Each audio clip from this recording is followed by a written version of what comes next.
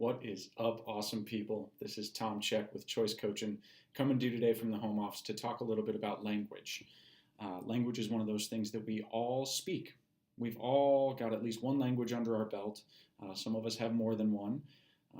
And it's one of the things that we use day in, day out that we don't spend a whole lot of time thinking about. And more importantly, today what I want to talk about is kind of the language that we forget about going on inside our minds. We all have a running dialogue in our head. When challenges come up, we've got a voice in there talking to us. When something awesome happens, we've got a voice in there talking to us. It's a thing that our brains just seem to be hardwired for as humans. And so one of the things that I look at as a life coach is what are the language pieces that people are using? What are some of the patterns?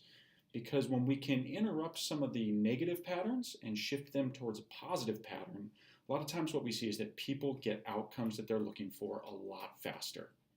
So one of the fun exercises, and I say, fun, one of the exercises that I have my clients do is just pay attention to, first off, the language of the people around them.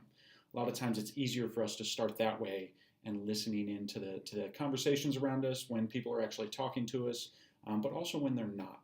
And listening for some kind of key things that imply a negative state of language. A couple of those things that I generally tell folks to look for are like listening to people say, I need, or I want, or I should. A lot of the time, people are using these. It's an implication that they are aware that something better should be happening, but that they are not making it happen.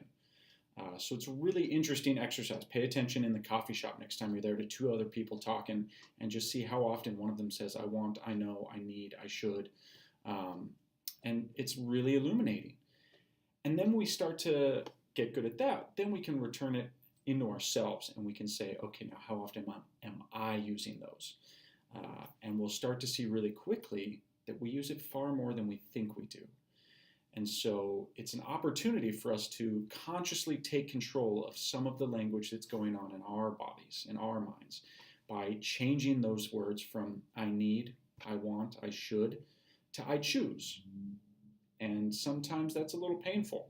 When we say I need to go to the gym, when we make that the positive mentality, it's actually I choose not to go to the gym.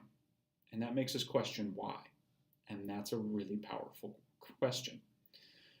So go out today, pay attention to a couple of people talking, see how often you hear it, maybe even pay attention a little bit to how you talk with other people, and see if these types of things are showing up, and start to look at maybe a couple of different patterns that you could use to make it a little bit more positive. Thanks so much. Have a wonderful day.